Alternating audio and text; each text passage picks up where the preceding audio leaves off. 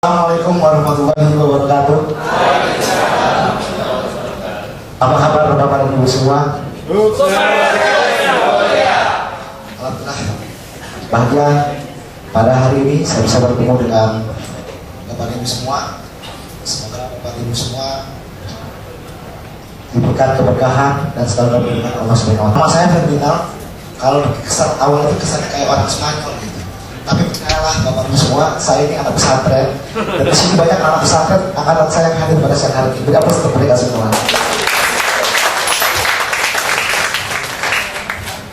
Terima kasih juga saya ucapkan kepada guru anak saya Naswa dan Auliga dari SD Tikal Harapan, dari tim Wali Kota Cilegon hadir juga hari ini pada siang hari ini.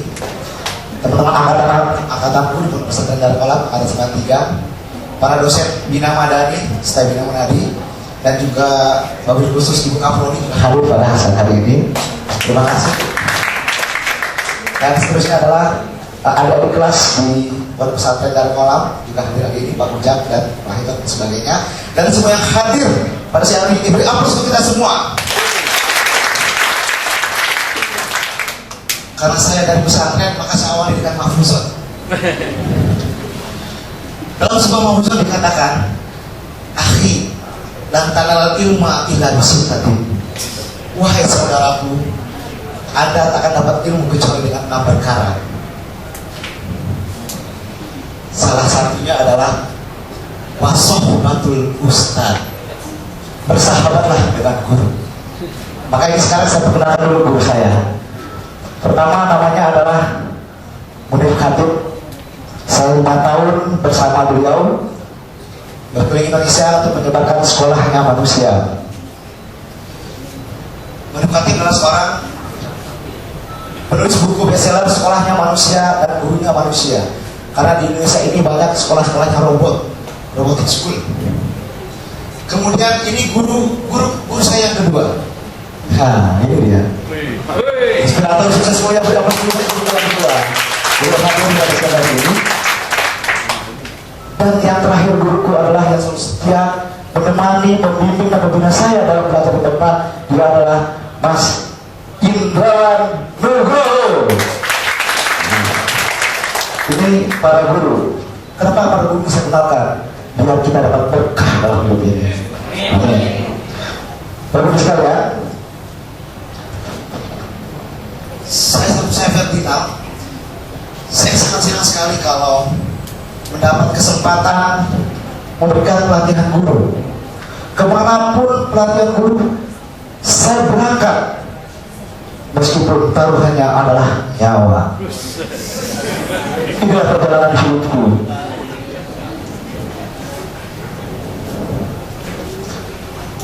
Saya berangkat jam 3 malam dari rumah, kemudian menuju ke Harumperdana, naik pesawatnya kecil, pesawat namanya Traviera, bukan naik Lion, Garuda itu biasa, tapi ini pesawatnya kecil, maksimal 48 orang isinya. Nah, berangkat ke sana jam setengah 5 subuh, tapi harus minum obat dulu sebelum berangkat. Apa itu obatnya? Pilkina. Karena apa? Di sana hutan, takut nanti malaria. Sesampai di sana harus nyebrang laut selama 45 menit. Nama daerahnya adalah Kabupaten Kepulauan Anambas. Di mana itu? Budeta juga susah kita nyarinya. Pulau terpencil termasuk negeri ini, tapi pemandangannya sangat indah dan luar biasa. Sungguh kaya negeri Indonesia ini. Sebelum saya berangkat ke seberang, itu banyak menemui hewan-hewan, termasuk biawak. Biawak itu bisa sampai sebesar paha. Wow, pilihannya 2. Seperti kalau di Laskar Pelangi, buaya. Kalau saya enggak, biawak. Bedanya di situ. Pilihannya 2, membiarkan biawak itu pergi, atau kita pikir-pikir. Pilihannya saya adalah saya membiarkan biawak itu pergi. Sesampainya di pinggir sini, saya pernah ditahan sama orang di situ. Pak, Bapak jangan berangkat dulu. Memang kenapa? Saya harus berlambat, harus ngasih training. Anginnya sedang kencang Pak, bahaya kalau Bapak berangkat. Luar biasa orang di situ bisa membaca alam dengan feeling aja, tanpa lepas. Luar biasa orang daerah situ ya, gitu. Di tengah perjalanan, satu hal yang saya cukup mengeri bagi diri saya, karena apa? Saat itu tidak ada namanya pompong yang besar. Di sini namanya sampah, namanya pompong. Yang besar tidak ada, sisa pompong yang kecil. Dan saya harus berangkat, saya terpaksa harus berangkat menggunakan pompong yang kecil itu. Semua foto saya ini semua tertawa dan ceria kecuali ini. Senyumnya dipaksakan, karena apa? Saya takut mati. Angin begitu kencang, ombak laut begitu dahsyat, bergerak-gerak, bergoyang-goyang itu pompong kapal kecil di tengah laut. Sepandai-pandainya saya berenang, tetap saya takut. Kemudian apa? Air laut muncrat ke muka saya dan asin. Di situ saya berdoa, ya Allah, hamba ingin memberikan inspirasi, berbagi ilmu pada guru ya Allah. Demikianlah perjalanan hidup hamba ini ya Allah. Lalu saya teringat orang-orang terdekat saya saat itu, Bapak Ibu sekalian. Saya istri dan saya ingat anak saya. Bayangkan kalau saya tenggelam, istri saya janda dan anak-anak saya kehilangan ayah. Tapi saya yakin dan percaya, keberangkatan saya ini demi meningkatkan kualitas pendidikan di Indonesia, meningkatkan mutu guru-guru di Indonesia. Karena saya percaya best teacher sama dengan best school, dan guru hebat anak-anaknya pasti dahsyat. Benar betul buat guru Indonesia.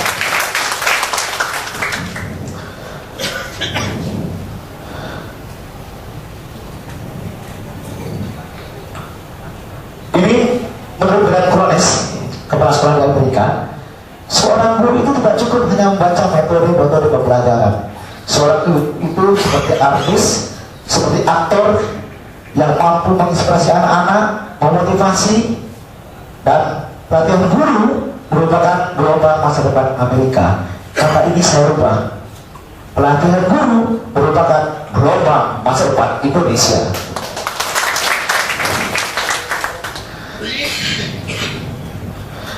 Hari ini kita akan berbagi pengalaman bagaimana menjadi guru terbaik. Ini foto saya mengajar salah satu contoh pembelajaran di luar kelas, outdoor study, menggunakan games-game dan anak-anak happy dan proses pembelajaran yang menyenangkan. Semoga kita semua bisa menjadi guru terbaik, guru yang mampu melahirkan potensi anak didiknya, guru yang bahagia menjalankan tugasnya, yang mendapatkan ridho dari Allah Subhanahu wa Ta'ala. Jadilah guru terbaik, karena itu akan mengantarmu menuju surga. By Ferdinand Lafebvre.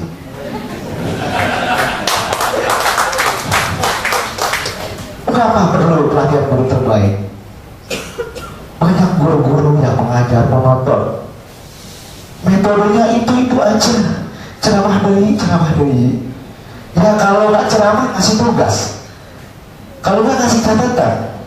Assalamualaikum anak-anak, buka halaman 17, nyatet ya, gitu. Besok minggu depan, assalamualaikum, buka halaman 45, nyatet ya. Sampai-sampai dia dikenal sebagai ustazah catatan. Kemudian banyak terjebak pada rutinitas pekerjaan sehari-hari, berangkat ke sekolah terlambat, tidak bergairah, tidak semangat menemui anak-anak, gak happy menjalankan tugasnya. Perjalanannya begitu-begitu aja tanpa makna. Pergi pagi, pergi pulang, terus begitu ada setiap hari. Rutinitas yang menjenuhkan. Kemudian tidak menjiwai pekerjaannya.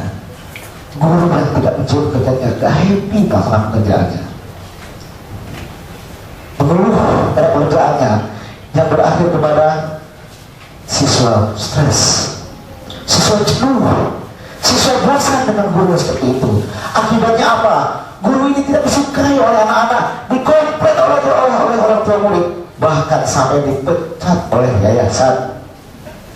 Tapi satu sisi Bapak Ibu sekalian, ada guru yang bahagia menjalankan tugasnya. semangat dalam tugasnya, happy menjalankan tugasnya. Dokter kesehatan yang kreatif menggunakan metode yang bervariasi. Guru-guru seperti ini adalah guru-guru yang menjiwai pekerjaannya, disenangi oleh anak murid, diangkat oleh yayasan sebagai kepala sekolah, bahkan dia bisa menjadi trainer bagi guru-guru, dan bahkan dia bisa menjadi konsultan bagi guru-guru yang lain. Bapak Ibu sekalian, pada tahun ini Anda menggunakan kurikulum 2013. Pelajaran saya sudah tidak ada lagi namanya pengantar bisnis. Suatu ketika beberapa anak-anak menghampiri saya, lalu dia bilang, "Pak, Bapak, kok Bapak nggak ngajar kita lagi? Kita kangen sama Bapak. Bapak ngajarnya asik deh, happy, banyak games, ada aja sesuatu yang baru yang Bapak berikan kepada kami. Kita senang belajar sama Bapak. Ayo dong Pak, ngajar kita lagi." Ya, Bapak juga kapan mengajar kalian, Pak? Ternyata dua hal yang saya lakukan itu berhasil. Pertama, di malam hari saya mengecek RPP saya, kemudian saya buat sesuatu yang menarik di awal pertemuan, menggunakan variasi metode, menggunakan games yang menarik buat anak-anak saya. Itu yang pertama, saya mencoba dan berusaha melakukan yang terbaik buat anak didik saya. Dan yang kedua, saya menghadirkan anak-anak didik saya dalam doaku sehari-hari. Jadi setelah sholat subuh atau ketika saya berangkat ke sekolah, saya berdoa kepada Allah Subhanahu wa Ta'ala, "Ya Allah, ya Tuhanku yang Maha Pengasih lagi Maha Penyayang. Mohon ya Allah, aku pinjam ilmu ya Allah untuk aku berikan kepada anak didikku di pagi hari ini." Itu yang menguatkanku setiap hari, bukan menguatkan saya setiap hari berangkat ke sekolah. Itu juga yang menguatkan saya ingin berbagi dengan guru yang ada di Indonesia ini, berbagi pengalaman, berbagi ilmu untuk menginspirasi guru-guru di Republik yang kita cintai ini.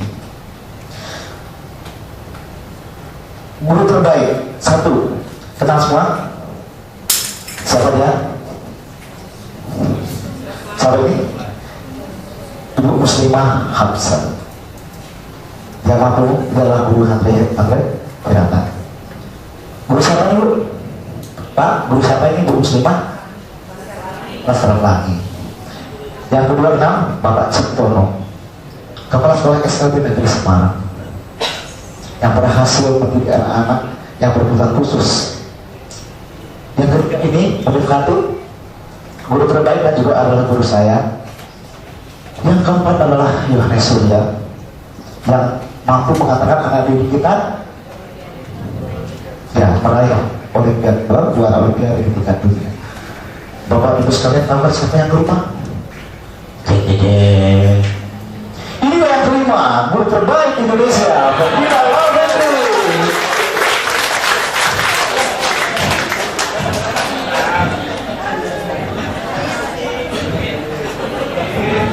Maka adalah berikutnya, wahai sahabat-sahabatku.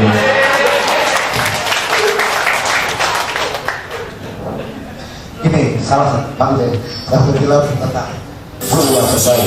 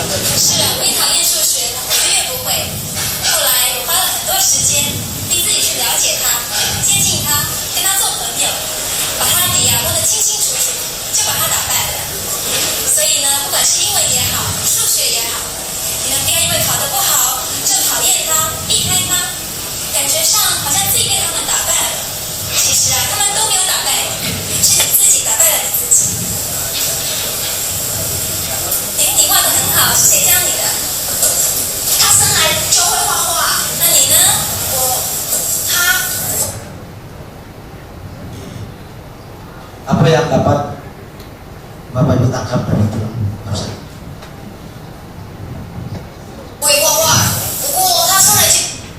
Ya, Pak, mau motivasi. tidak suka, tidak suka. Terima kasih Pak, beri aplaus buat Bapak. Pak Eri, ada lagi Pak dari kalian? Ya, silakan Bu. Si guru dapat menemukan bakat anak. Ya, si guru dapat Menemukan bakat anak. Terima kasih. Ya, makna dari dalam tersebut adalah si guru dapat menggali potensi anak dirinya. Bagus sekalian, prinsip-prinsip yang harus kita pahami bersama. Pertama adalah setiap anak adalah cerdas. Tidak ada anak yang bodoh. Tidak ada produk Allah yang gagal. Semua manusia adalah masterpiece dari Allah yang Maha Kuasa. Kata Profesor Yohanes Surya, tidak ada siswa yang bodoh. Yang ada adalah siswa yang belum menemukan guru yang hebat dengan metode yang tepat. Maka tugas kita adalah bagaimana menemukan mewujudkan potensi anak didik kita. Kemudian kita kembangkan potensi tersebut sehingga anak didik kita bisa menemukan kondisi akhir terbaiknya. Bapak dan Ibu sekalian, bagaimanakah Bapak dan Ibu bisa tahu kalau bahwa anak Bapak Ibu semua, anak didik kita adalah semua itu adalah cerdas? Bahwa dia bisa dan bahwa dia adalah cerdas, apa yang kita lakukan pertama kali? Bagaimana bahwa kita akan tahu bahwa semua anak adalah cerdas? Silakan ada dari Bapak dan Ibu. Yang pertama kali kita lakukan adalah meyakini bahwa anak-anak itu sebenarnya cerdas. Ditempel di jidat kita ini angka 100. Every student is star. Setiap siswa adalah bintang.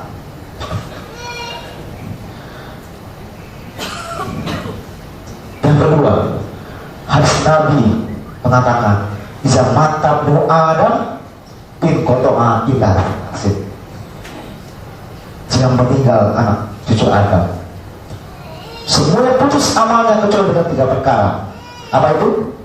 Sedekah jariah, ilmu yang bermanfaat, doa yang soleh. Maka pertanyaan adalah, profesi apakah yang paling kaya Bapak Ibu sekalian? Profesi di dunia ini? Profesi apa? Mengapa profesi guru yang paling kaya? Banyak anak-anaknya memberi terus, luar biasa. Terima kasih Pak. Kalau kita memberi terus, setiap hari memberi, maka guru adalah profesi yang paling kaya di dunia ini. Coba bayangkan, ada nggak profesi yang setiap hari memberi? Ada nggak? Setiap hari. Hanya guru lah yang setiap hari memberi. Beri aplaus buat guru-guru. Bapak Ibu sekalian, adakah di sini yang merasa dirinya bakat jadi guru? Berbakat? Gak ada. 1, ya. 2, bakat ya, bakat ngajar maksudnya. 5, Pak Fuad. 4. Oke. Kalau nggak berbakat ya merasa berminat jadi guru. Minat, oke.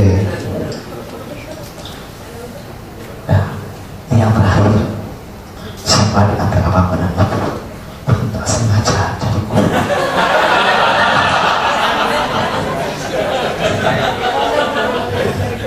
Tak sengaja Bu, tapi Bu sekarang ngajar ya. Tapi Bu sekarang ngajar.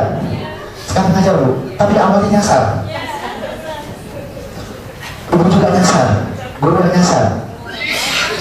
Bu, bersyukurlah ibu-ibu yang bertiga ini yang awalnya nyasar dari guru, bahwa ibu tersesat ke jalan yang benar.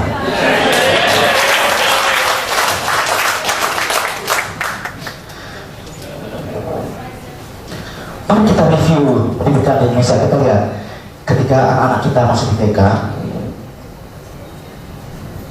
mereka happy, mereka gembira, mereka senang, penuh canda dan tawa, bergembira. Ingat lagu ini? Kalau betul?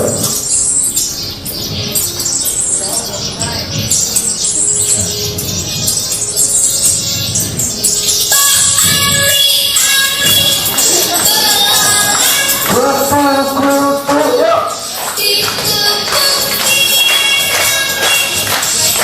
Betul, ini waktu di TK. Tapi kemudian ketika mereka masuk ke sekolah, ke SD,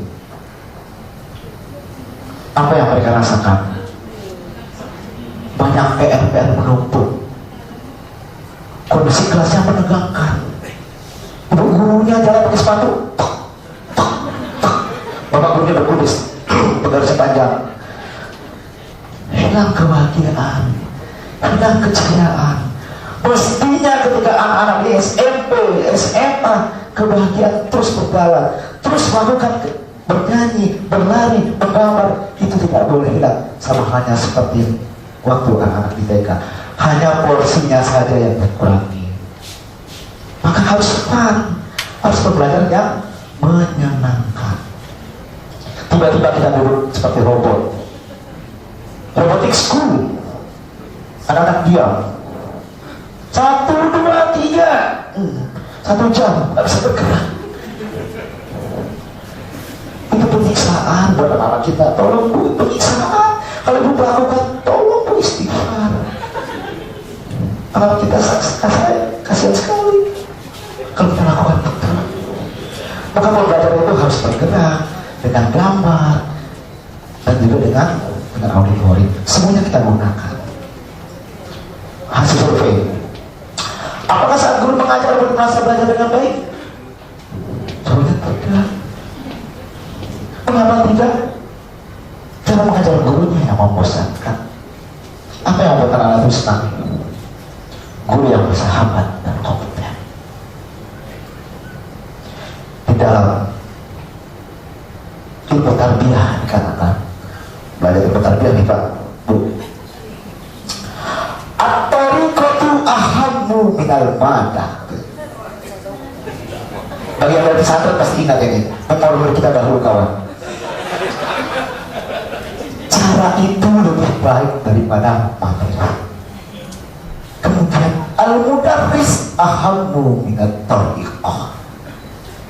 Guru itu lebih baik daripada cara. Tapi ilmu yang paling penting Bapak Ibu sekalian, ruhul mudarris ahammu minal mudarris. Jiwa seorang guru, ruhnya seorang guru lebih penting dari guru itu sendiri.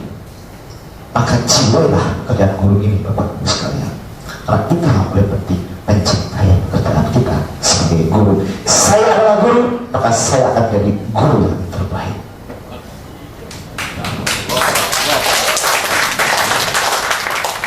Ini survei. Pelajaran apa yang paling sulit? 2 biasa pilihan anak-anak itu. 1 apa? Matematika. 1 lagi apa? Bahasa Inggris. Ternyata hasil survei pelajaran itu sulit bukan karena materi, karena faktor. Kita tahu dibaca ya. Bukan karena matematika yang susah. Survei. Maka kita kunci bagaimana menjadi guru yang terbaik. Saya ingin mengajak Bapak dan Ibu 5 menit merenung. Suatu kita sekolah dahulu, coba renungan siapa guru yang terbaik yang pernah kita kenal, yang pernah mengajar kita dahulu. Sekarang Bapak dan Ibu renungkan selama 5 menit.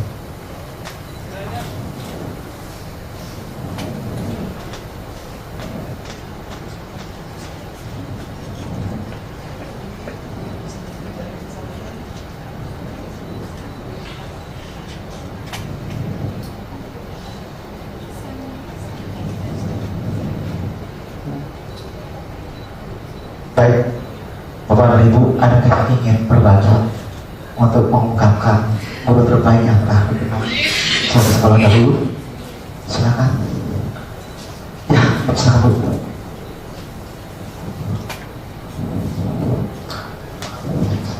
Bismillahirrahmanirrahim. Assalamualaikum warahmatullahi wabarakatuh. Iya. Nah, sebelumnya saya minta maaf saya datang telat ya Pak. Saya sudah prepare dari jam 5:30, tapi ternyata mobil saya akinya mati, jadi harus nunggu ke bengkel dulu. Ini telat banget ya, tapi bukan berarti mematahkan semangat saya ya Pak. Ketika saya dapat info, saya langsung mendaftar karena saya benar-benar ingin tahu siapa pembicara. Ternyata sudah luar biasa ya Bapak Ferdinand ini. Terima kasih Bu. Apalagi tagline judulnya itu ya Pak, Great Teacher ya Pak. Saya dari SMP Muhammadiyah 14 Jakarta Utara. Tadi Bapak sudah merenungkan saya untuk memikirkan beberapa guru yang menjadi inspirasi ya Pak.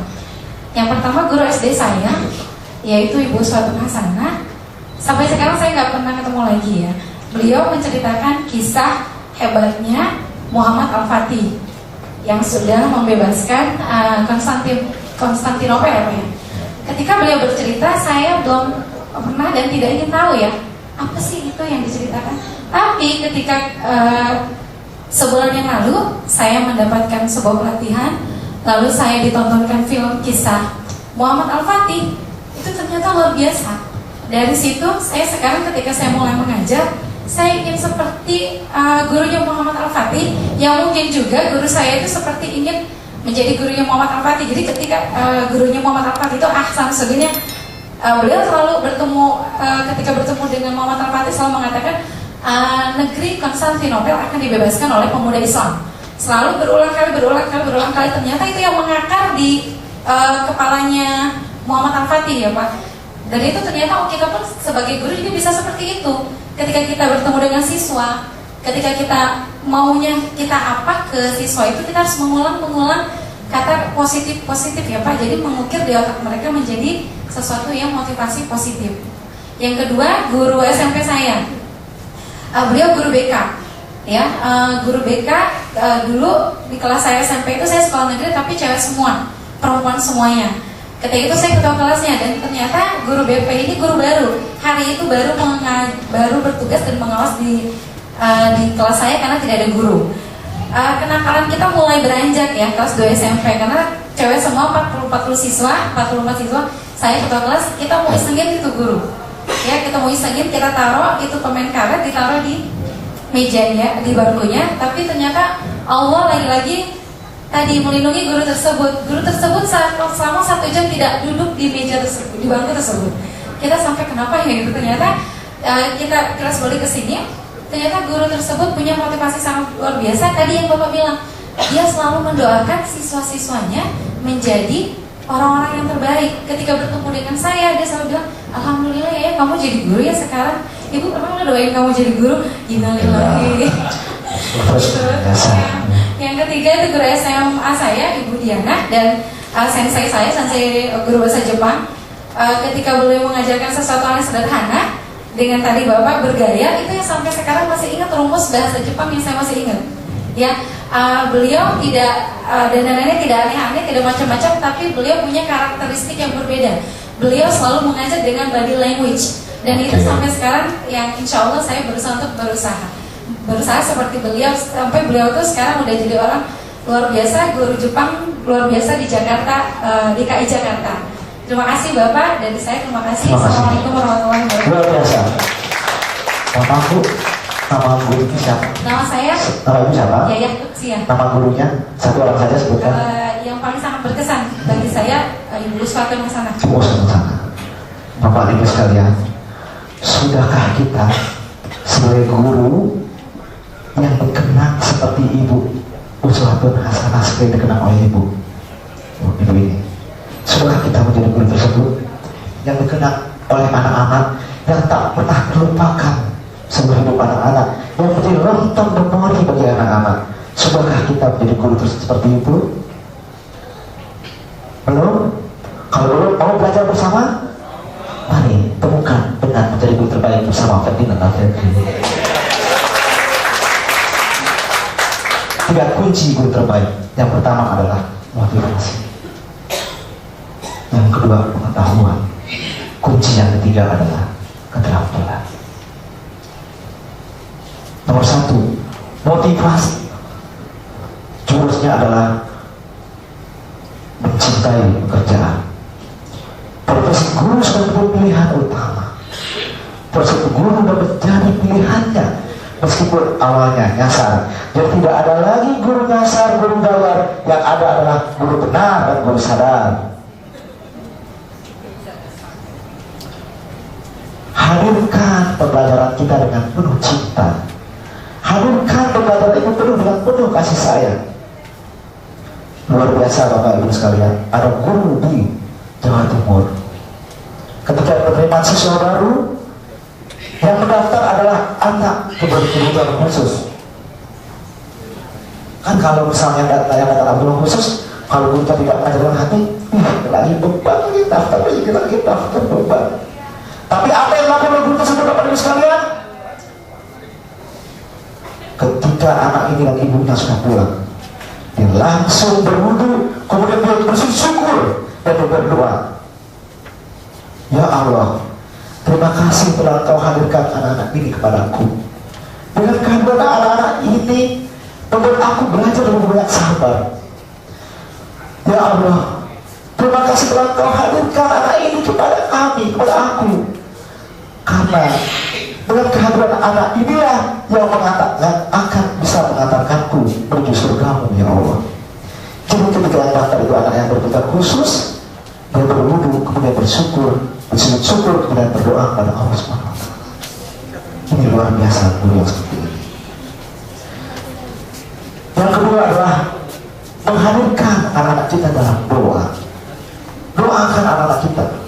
Kalau kita mau anak-anak yang ngomong salah sih, ngomong terus teriak, apa yang kita lakukan? Semoga nak seperti Tina Talisa, Raffi Ahmad. Ada lagi nyanyi dulu, sana nyanyi, kamar mandi nyanyi, di lapangan bola nyanyi. Apa yang bilang sama anak tuh? Nah, semoga kamu ini seperti Agnes Monica, nantinya sudah besar.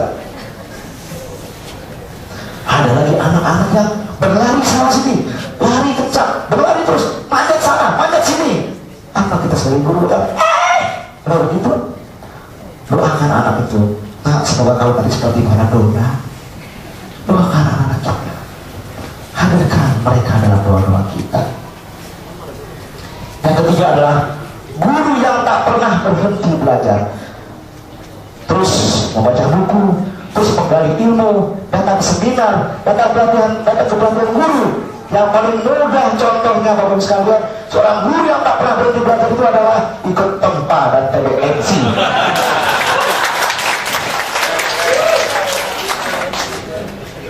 Pokoknya ikut tempa. Yang kedua ikut TBMC nanti tanggal 17 dan saya tidak satu peserta, kan tidak berkebutuhan nanti.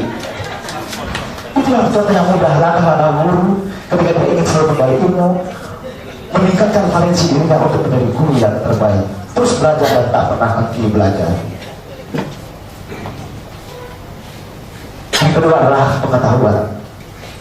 Selalu menjelajahi potensi anak didik, menggali terus kemampuan anak didik, mencari terus potensi-potensi anak didik itu. List kemampuan anak didik kita Bapak Ibu sekalian, meskipun itu sekecil tubuh. Kuburlah kemampuan anak didik kita, cegah potensi-potensi anak didik kita. Maka kita akan menghantarkan mereka menuju kesuksesan dan juga mulia. Apa kabar Bapak Ibu sekalian? Sukses mulia. Yang kedua, memahami cara kerja otak. Ini penting buat guru-guru. Ada dua belahan otak. Di mana saja belahannya? Belahan otak, ibu guru, bapak guru, yang lain. Dua belahan otak, kiri dan kanan. Ya, ada kiri dan kanan. Kemudian di dalam satu kepala itu ada 3 otak. Apa saja bagiannya? Ya, reptil, neokortex, dan limbik. Maka Bapak Ibu sekalian, perlu kita memahami bagaimana arus informasi masuk dalam otak. Pertama, guru harus memahami 2 belahan otak, kiri dan kanan. Kalau yang kiri yang bagaimana Bapak Ibu sekalian? Serius, apalagi sistematis, teratur. Kalau yang kanan, ya seni, bersih, gambar.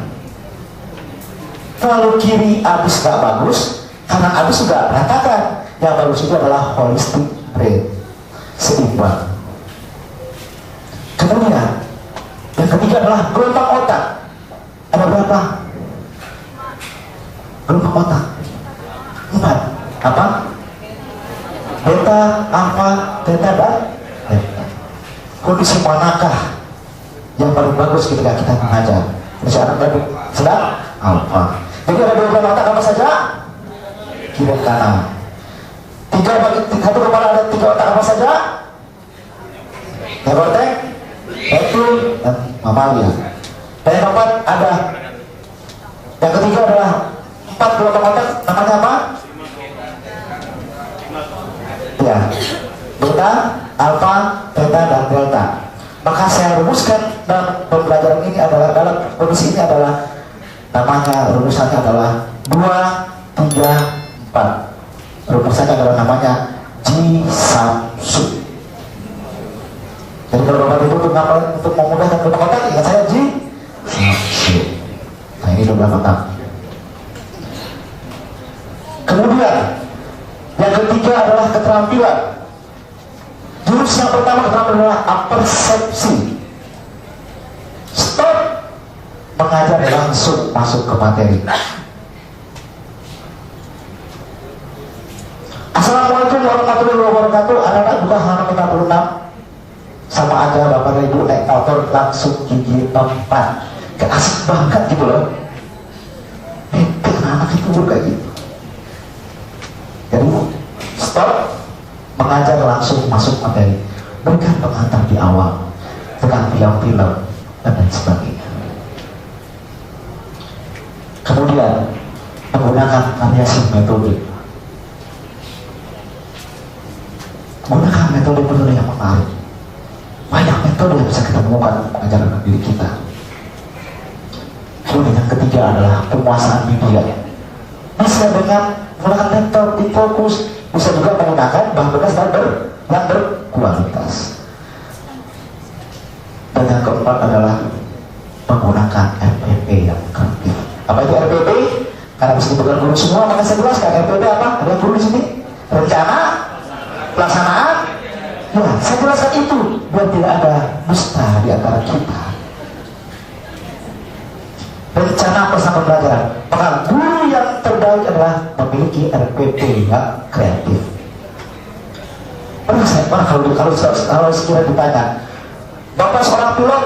Ya, saya adalah seorang pilot. Apa buktinya kalau Bapak adalah seorang pilot? Ini alat pembelajaran, ini alat navigasi, ini alat penerbangan. Kemudian ditanya lagi, apakah ibu seorang guru? Ya, saya adalah seorang guru. Apa buktinya kalau ibu adalah seorang guru? Ini RPP saya Pak, RPP yang kreatif, karya sendiri, bukan copy paste dari Buknas. Karya sendiri, maka yang keempat itu adalah karya. Maka ada 3 kunci untuk menjadi guru terbaik. Apa yang nomor 1 Bapak Ibu sekalian? Motivasi. Jurusnya apa? Jurusnya apa? Tadi cinta, love. Yang kedua apa? Pengetahuan. Jurusnya apa? Memahami cara bekerja otak dan mengenali potensi anak. Yang terakhir adalah keterampilan. Ada 4 jurus. 1, apersepsi. Kedua, variasi metode. Yang ketiga, penguasaan media. Yang keempat, hebat semua. Training ini memang luar biasa, hebat semua nih. Jawaban yang betul semua, ada tepuk tangan yang mulia untuk kita semua. Hebat ini yang hadir pada kesempatan kali ini ya. Terima kasih Bapak Ibu sekalian. Demikianlah 3 untuk menjadi guru terbaik: motivasi, pengetahuan, dan keterampilan. Saya yakin dan percaya Bapak dan Ibu bisa melakukan ini semua. Lakukanlah yang terbaik buat anak didik kita.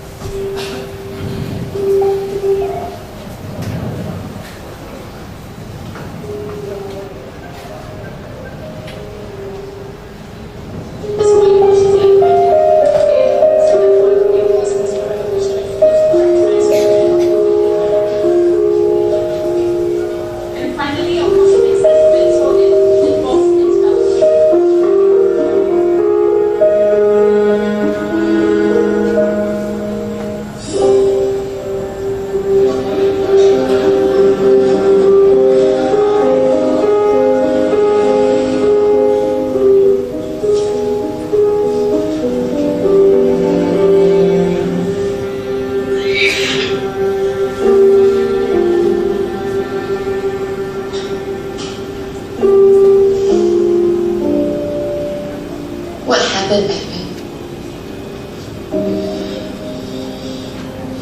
I'm really very tired. Really.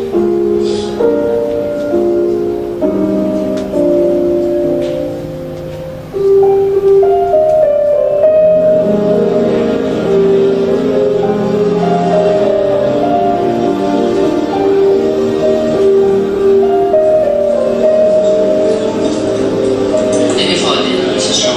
You're welcome. You can treat me as successful.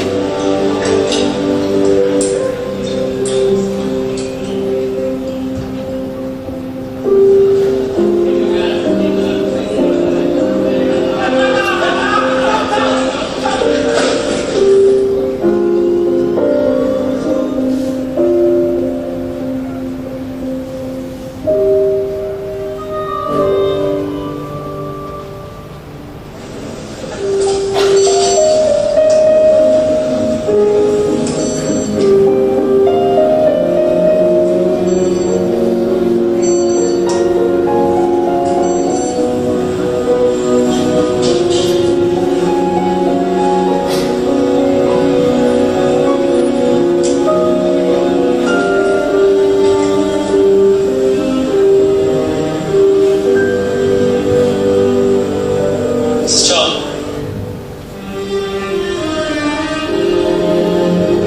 It's time for dinner.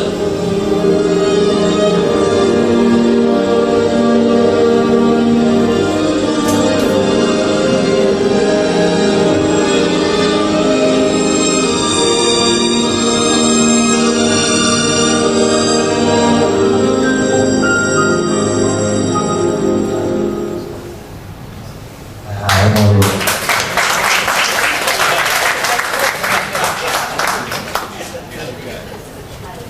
ya. Ada yang ingin sharing tentang film yang baru saya tonton? Yuk Bapak Ibu, ada yang ingin sharing? Ada yang, apa yang ditangkap dari film barusan? Ada? Ya. Ada Bapak Ibu sekalian? Apa yang bisa kita tangkap dari film yang baru kita tonton bersama? Ya, Bapak, silakan Pak.